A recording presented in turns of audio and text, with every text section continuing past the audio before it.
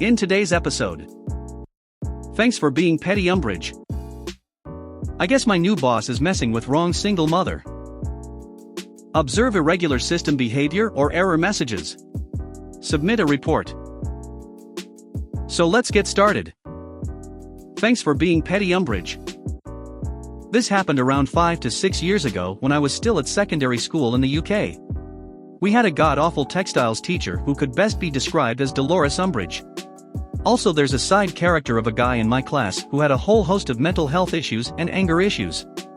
He wasn't really dangerous. The most serious incident he had was throwing a chair across the room, but it didn't come anywhere near hitting someone. The guy wouldn't hurt a fly, he just got confused and angry. And because he was normally such a chill person and his outbursts were more interesting for the average 14-year-old, he was fairly popular in class. Do a bit of backstory on why everyone hates Umbridge. So one day we're in textiles class and Umbridge is picking on this guy's work for looking like shit. And she's really ripping him a new one, straight laughing at him. I think everyone wanted to knock her out as she went on, until the guy suddenly stands up clenching these little fabric scissors glaring at this teacher. And as I said, this guy would hurt a fly. Anyone, including teachers, knew he wasn't going to do anything serious. He was more likely to throw them out the window than stab anyone. But Umbridge decides to practice her kung fu and King choke slams the guy into the ground. Cue mass panic. It's really hard to remember what happened right after that. I think we were dismissed for the day, but I don't know. Why wasn't she fired? Who the CK knows? Some said self-defense, others that the guy had some sort of record, and it was agreed to hush everything up. Point is, this incident was the last straw for most people, me included. So a few weeks of anger management lectures later, and the class was back in the swing of working again. So we have an assessment due, something about writing a 2,000-word assignment on African designs or something. And I end up just shy of the deadline to hand in the assignment. And Umbridge, clearly a stickler for the rules, doesn't let me hand in my assignment. It's a bit strange as the school has a policy where you can redo the assignment and hand it in a few months later to be marked, so why not take the assignment now? At this point I'm still pissed over the whole choke slamming a kid incident, and then I remembered another school policy. You can have your essay read by the marker before the due date to get feedback. Cue malicious compliance. And so I immediately hand it over to Umbridge asking her to mark it for feedback. I get the feedback in 2 or 3 days, I rewrite parts of the essay, and hand it back for feedback. She must have read the stupid essay 20 times and towards the end just starts handing it back with the most petty complaints like this isn't orange, it's amber. And somehow, despite fulfilling every recommendation to change the essay, I'm never getting over 80%.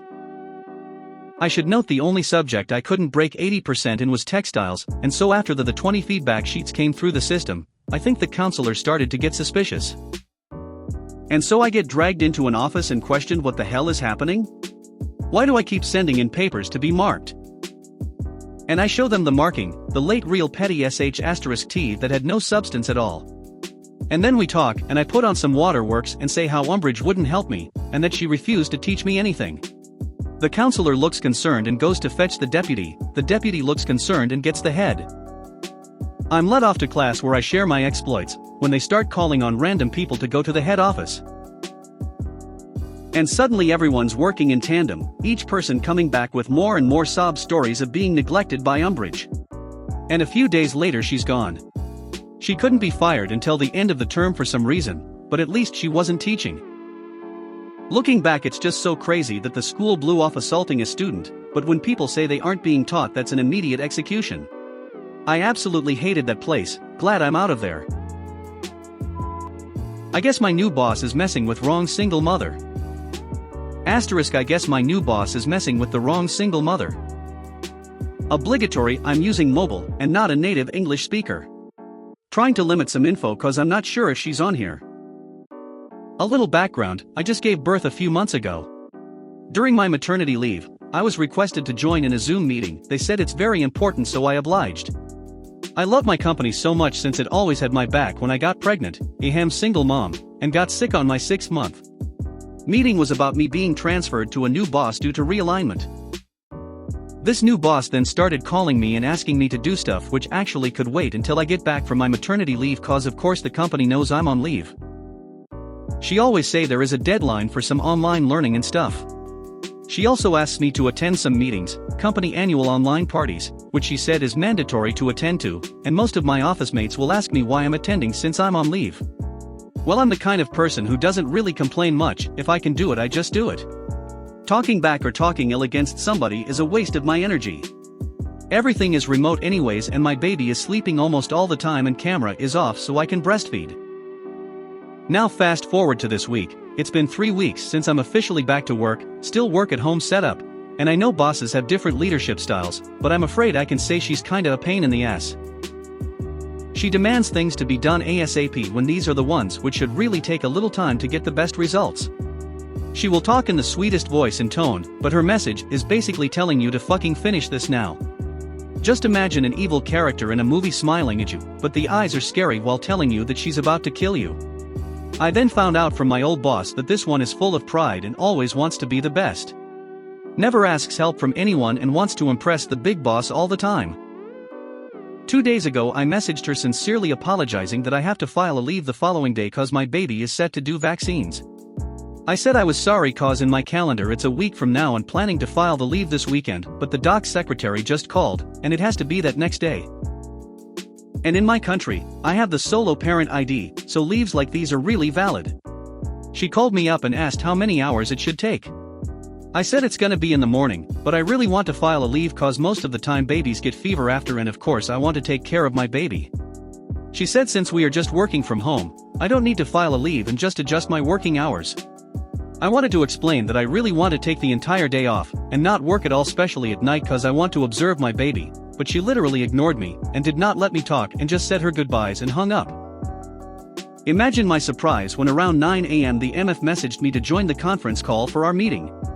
Cue malicious compliance. I said I'm on my way to the clinic, and will just join once settled. I just ride the tuk-tuk to the health center, so I can't join just yet cause I'm holding my baby securely. So once I'm in the clinic, I graciously obliged to join the conference call while a lot of other babies are crying. Vaccination schedules are the same day, so maybe half of the town's babies are there, and they are all my accomplice.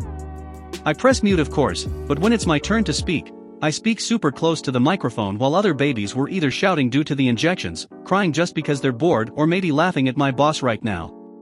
My own baby is just so quiet, looking like the cutest MF latching on me. I can hear in my boss' voice the regret of not allowing me this day off, but she can't do anything about it now.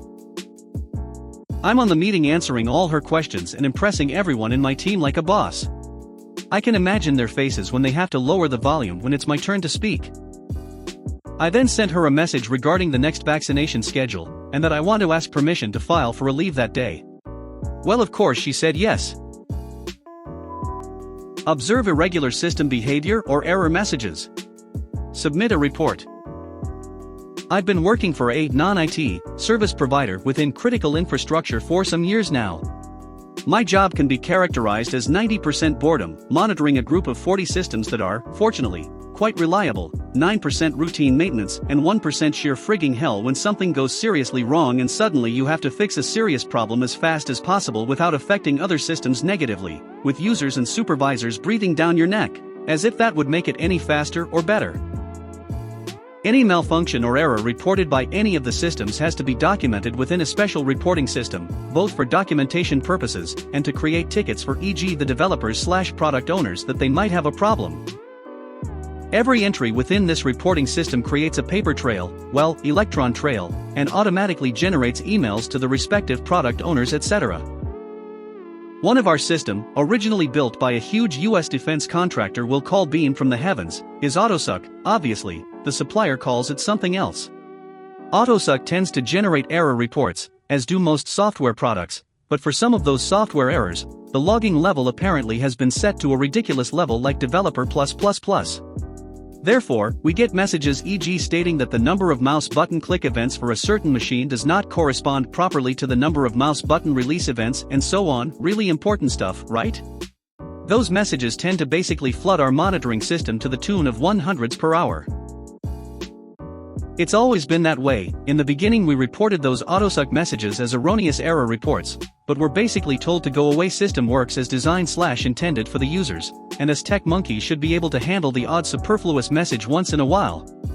As long as it's neither relevant for safety or system capacity, priority for such things is set to 255, 0 equals immediately, anything higher than 10 equals maybe by the year 3000.